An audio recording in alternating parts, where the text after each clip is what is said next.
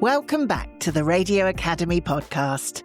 I'm your host, Georgie Jameson, and this week my guest is broadcaster and journalist Anoushka Mutanda Dougherty, who presents the podcasts Diddy on Trial and Fame Under Fire for BBC Sounds. Because the podcasts are following high-profile showbiz trials, there is an element of live reporting in them. And I wanted to find out from Anoushka how she balances that. But firstly, I asked her to tell me a bit about her journey into the audio industry and how did it all start. And just a warning, this podcast does contain some strong language.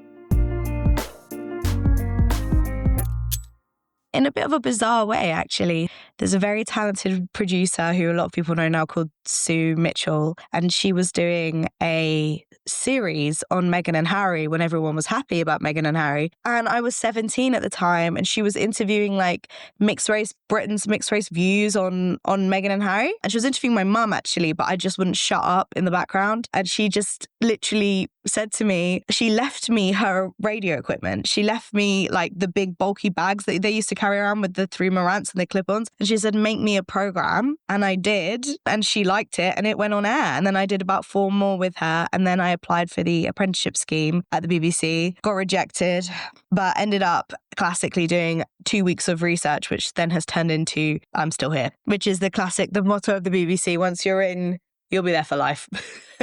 It's interesting that you applied for the BBC apprenticeship scheme, didn't get it, but persevered, because I think that's really important as well, perseverance in our industry. Well, I was just of the firm opinion that they were just absolutely wrong. And when you're like 19, 20 years old, you can have those opinions because the world ain't beating that out of you yet.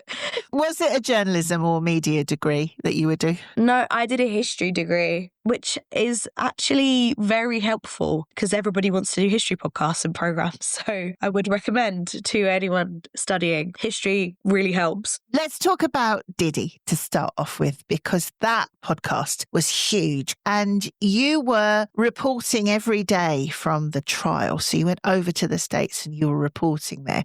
I've been listening to some of the episodes and it seems to me, and I think actually you used this expression, it was like a circus outside that court, not just with journalists, but influencers, news influencers, this whole new kind of brand of people who, dare I say, think they're journalists. There were fans as well. How do you deal with that when you're trying to report the facts? Because you're very clear in your podcast. You want to cut through the myths, cut through all the noise and get to the truth. I definitely wasn't expecting it. And none of us were expecting it either, because we're used to a UK court system where there's ring fencing for credentialed media and it's just a bun fight in the States. I mean, everybody is in there. And what you don't think about either is that for a lot of homeless people, this is a space where they can go inside for 9 hours a day. A large portion of the court was homeless people who were looking for somewhere to be. Then you had people who were looking to agitate. You had, like you say, influencers. We had sort of the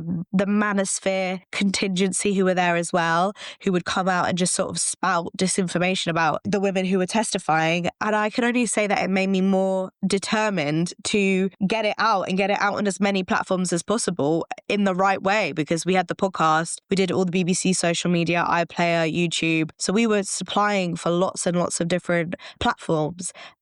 Nothing makes you more determined to get it right than standing next to 50 people who are just twisting and deliberately twisting what has been said, or just blatantly making stuff up. They're just chatting out their ass because they know that this is what's going to drive engagement. And you're watching it happen as well. You're watching their videos get millions of views. It made me resolved to do, it made me clearer to get to the point when I was in court. The difficult thing was I was alone for 2 months. And I have a team with me. I just went out by myself. We didn't know what it was going to be like. Staying safe is tricky in those environments because there were, people getting violent, people who thought that this was a big issue around race, which we spoke about a lot, but then it turned into lots of sort of accusations being thrown around, people threatening to fight people. That was a tricky thing to navigate. But seriously, I got away with a lot just by being English and just saying, I'm English. And they'd be like, oh, okay. They'd be like, what do you think about this? I'd be like, I'm English. And they'd be like, oh, off you go. And I'm like, can't believe that worked. Apart from a few different people who thought I worked for a porn site and weren't aware that the BBC Australia's news platform. What are you going to do? Comedy of errors, the whole bloody trial. This is it. But it's interesting you talk about safety. You're there on your own. You haven't got a team. You're reporting back for the BBC News Channel. Let's talk about safety then. The safety of journalists on site. Did you feel vulnerable? There were times that I felt like this is turning into something, this is getting ridiculous, this is getting out of hand. As the Diddy support grew throughout the trial, and if you listen to the final episode on verdict day, they finished to rapturous applause. Most people who were there were supporting him by that point, and people were looking for a release because a lot of these people haven't court reported for 2 months at a go, and it's confined work, and they needed to do something at the end. So we had either people throwing baby oil on each other, people trying to start fights. And at that point, you felt like it was simmering and it was about to blow. So they did send in a lot of what I'd describe as riot police. I think they were like federal agents. So they were, with the guns and the shields. They sent in a lot of people because they knew things were bubbling up in different places. On the first day that I was there was an Entertainment Tonight journalist who was quite badly just assaulted. A man came up to her, he'd filled like a sock full of rocks and he was trying to hit her and he was just screaming in her face like, "Shut up, bitch. Nobody wants to hear what you're fucking saying, bitch," like in her face. And I feel like because there was so much space for misogyny at the trial, a lot of the female journalists were getting it really badly. And there was definitely a kind of vibe that like Cassie in particular had pulled one over, like she got this $20 million settlement and she was just doing what bitches do. This is what they do. They say they want it and then they take it back to get your money. And a lot of that sort of anti-women sentiment kind of spilled over to the journalists. And I don't think any of us were really prepared for that. It was kind of a new thing for everybody. Is there anything you have learned and taken away from that 2 months that you spent in the States and that feeling, the reaction to particularly female journalists that you think, should I do that again, I would do whatever differently? What have you taken away from it? I think that don't ever think that people are overhyping when they say that there is a properly applied effort to be misogynistic, to spread that kind of sentiment online, to rewrite what's going on. And in many ways, I was saying that, I did a history degree. A lot of this was really writing into history what was going on, just accurately reporting it because there's no cameras in court. We speak about the Andrew Tate of it all and what's been going on online for the past nearly 10 years now. Don't think that people are overhyping that. They're not overhyping that. It is here. It is dedicated. And a lot of these people don't even believe what they're saying. They're saying it because they know it drives engagement. So there were people who I was friendly with throughout the trial because we see each other every single day, eat lunch together. And then you hear them doing their content outside and you're like, oh my God, you're a liar. And I'm watching your video go viral later that day. Please don't anybody be under the idea that we're blowing out of proportion what's going on online. I'm watching like almost boots on the ground efforts to portray the women, or who we can call victims because they were deemed victims by the federal government, by the jury, to portray these victims as villains. And I watched that happen. Maybe I'd just go into it more aware of that's going to happen from day one. But I don't think I'd change any of the stuff that we did, the reporting. Probably put more stuff out if it's possible. We can find more hours in the day. You'd almost have to blitz every single platform with your content just to cut through the crap that's out there. I've just stepped out of the courtroom and we have a verdict. It is not guilty for count 1, racketeering with conspiracy. It is not guilty for count 2, sex trafficking in relation to Cassie Ventura. It is guilty for count 3, transportation to engage in prostitution in relation to Cassie Ventura. It is not guilty for count 4, sex trafficking in relation to Jane. It is guilty for count 5, transportation to engage in prostitution in relation to Jane. The reaction? Diddy kept his head down while the verdict was being read out, but after it was done, he dropped to his knees and started praying, hands on the chair in front of him with his head down, while his lawyers congratulated him and hugged each other. His children were smiling, and then at the end, they applauded in the courtroom and they applauded in the overflow rooms as well. How do you adapt to reporting now when there is so much misinformation and noise surrounding a case like this? How do you cut through and deal with all this misinformation, these news influencers who are just basically, they're after clickbait, aren't they? They're after They're after numbers. Yeah, and I think, and it's something I know that like certain generations of journalists or just different people don't love this fact. Being able to create content, and I use that saying, I know that there's we're not content creators, but being able to do stuff that travels on different platforms all at the same time helps. You've got to meet people where they're at, and that's where the people are at. They're getting their news from short form platforms. They're getting their news from whoever's out there and does it quickest in the most engaging way. You need to be present in those spaces, and we can't just rely on people navigating back to traditional sources of news like TV. We're aware of this. We know this. The BBC knows. Every news platform knows this. This is why they're putting so much effort into their social media, into their podcasting.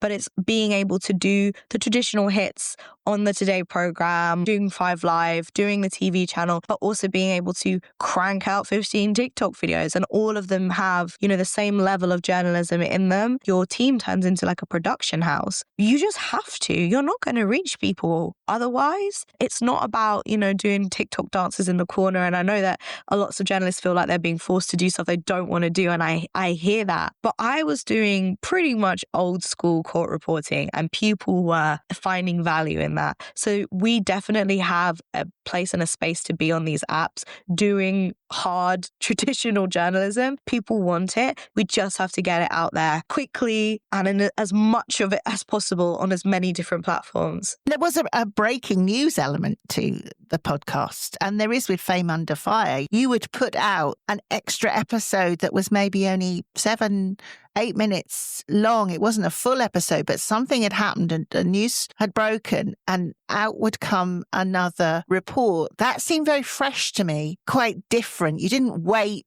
until, next week we'll do the next episode. It was bam, you were in there. That kind of mixture of live news and podcasting. Tell me more about that. Well, that I think I should really credit our commissioner with that, Rhiannon Roberts, because when I pitched the podcast, we pitched 2 versions. And one I would say is a very typical way of doing it, and one is what she went for. One is like, how did we get here? Who is Diddy? Very kind of, you could hear many people in many rooms having that conversation. And she said to my senior news editor, Claire Fordham, who then made this happen with the team, people are already in the space. They already know what's going on. You need to meet them exactly at the space and time that they're in right then and there, which is why they then funded and made space within everybody else's work schedules to create a podcast that could exist as breaking news, that could exist as legal analysis, that could exist as like a behind the scenes, because people are there. People are there. The news is coming directly into the palm of their hands. You have to be there as well. And you have to be there quickly and accurately. And so I think meshing all of those elements together, particularly with this case, because we saw such a high level of interest, it was just necessary. It just wouldn't have worked if we didn't do it. You can't be that trusted voice and say, we're here to tell you everything you need to know when you need to know it, if you're not. Let's move on to Fame Under Fire. Was that planned, or did it happen organically as a result of the success of Diddy on trial? It got commissioned quite early into the trial, so they saw obviously the levels of interest. And then something which I think everybody wants to happen is people started asking for other cases. And as soon as you see that, and I think once you see audience demand, listener demand, and you're creating a community, which is what every podcast wants to do, then you need to do what people are asking you to do. I mean, I'm really happy that they did it. We wanted something similar. We didn't know exactly what format it was going to take. The celebrities are in no end of trouble, but I was really kind of worried about it being kind of fluffy, or what's the difference between this and e-entertainment, etc. I think examining non-traditional like power figures, which is, outside of your politicians or the people that the typical news would interrogate and scrutinize to this level, you're looking at people like we saw with Diddy, who was in control of a whole industry, who was setting working standards and practices, who was controlling people's salaries and job progression and creating jobs and taking jobs away. And other cases that we're looking at, like the Blake Lively case, we're looking at industry standards around sexual harassment, potential sexual harassment, what people are expected to do and show of themselves on set. When we're looking at the Candace Owens and the Macron's case, we're looking at this weird melding of news influencer, podcaster, right-wing influencer with heads of state that's turning into, sprawling across so many different places. We need the scrutiny we need the level of journalism there that we have for politicians, that we have for those other court cases that are seen as more typical news, because these people are powerful and we fuel their power with our money and our interest and our attention. We should have a method to scrutinize them properly rather than like a quick sort of, oh, this is what's going on. Because when you look into it, you realize how many people got potentially impacted by this. So Fame Under Fire sits quite nicely in that space of being able to do that. I also think people got really into the legal side of it. I mean, the US judicial system provides no end of sort of entertainment. It's nuts. It's madness. It was fascinating, though, that kind of deep dive into their legal system. We're getting questions from listeners that sounds like, you know, they've just passed the bar. People were really, really getting into this. And we're like, why stop here? Why? I mean, in that many ways, you're looking at a really, because a lot of our listeners are from the US, a really litigious country, but with the majority of people not understanding how their own legal system works. So it was an accessible way to democratize the understanding of both the civil and the federal systems. I mean, Sean is just a delight, but it did that really well. So why stop with Diddy? You mentioned Sean there, and I want you to ask about his role because he's moved with you into the new podcast as well. He is great fun, so knowledgeable, but so flamboyant and so, like I say, so much fun. Where did you find him? I found Sean on TikTok, which is madness. Well, Sean is allergic to technology. He's actually completely incapable, which is crazy that he's got so many followers. He was at home and he made this video about a very valid fear that people were having that Diddy was being wrongfully persecuted because he's an African-American male and that he was being targeted. And we had other cases in the ether. This is clearly a racial issue. And Sean just went through in a video. He just pulled it up. You know, he doesn't script anything. Lord knows he doesn't script anything. He doesn't cut out any mistakes. He just recorded a video being himself, explaining the system of how they assign the level of severity of cases based on previous criminal history, based on how serious the alleged federal crime is. And he got, I think it was like 32 million views overnight. And then he just blew up. He didn't know what was going on. And then he just kept making videos. And I saw his first video. That's how I found him. And I assumed he was just like a TikToker. But he's not. He didn't have a clue what he was doing. People just loved the way he delivered the information. And for me, watching it at home, I felt entertained and informed. And as a producer, if you can entertain and inform me, you've hit the mother lode. Then I began the process of just stalking him. So before I contacted him, I want to know skeletons in the closet. Do you have any allegations against you? What have you done that's dodgy? This man is clean as a whistle. He owns his own practice. He's a criminal defense attorney. He's been practicing for like 30 years. He's one of the best criminal defense attorneys in the country, actually, specifically for closing arguments. I mean, it doesn't really get much better. But I was not going to have an expert on my show about Diddy and then find out 3 weeks later that, oh, this dodgy thing had happened. Because I've seen that happen time in memoriam, you know? And it's not necessarily the producer's faults. They just haven't deep dived into every social media account and I did. And he was almost too good to be true because we were like, are you sure he's real? Like, he's real. He's real. He is booked and busy and just a fantastic lawyer. And me watching other US lawyers just makes me appreciate how good Sean is. He's just so good. He's so smooth with it as well. He's an entertainer. He's a performer, but he's so knowledgeable. He's perfect. Sean is wearing a suit where the pinstripes are made up of tiny versions of his own name. I just feel like it's my duty as a public service journalist to let you know that. I'm a subtle guy, Anoushka. I'm subtle. I'm understated. It shows my humility. It's what I like. How much did that set you back? The gross national product of Peru, give or take. So it was 100% a stupid purchase, but that's why I wear it whenever I can. The podcast is available on iPlayer and YouTube as well. Just tell me how important visualization of podcasting is now and reaching people across platforms. If I think about a lot of the podcasts that I wouldn't even say listen to, I'd say watch, because typically I am watching them and I'm finding them through TikTok. I'll see them on my feed and then they will be visualized in a long form somewhere else. That is how a lot of people are navigating back to content. And if you want to engage listeners in a specific demographic, you have to do that. You're picking up different people in different places and the aim of the game is to gather as many people as possible. So like you say, existing in as many platforms as possible. I know it's a pain in the ass. I know I'm sick of the cameras. I want to just put my hair in a bun and take my makeup off and sit in my Crocs. I do as well, okay? I also hate this, guys. Like, I hear you.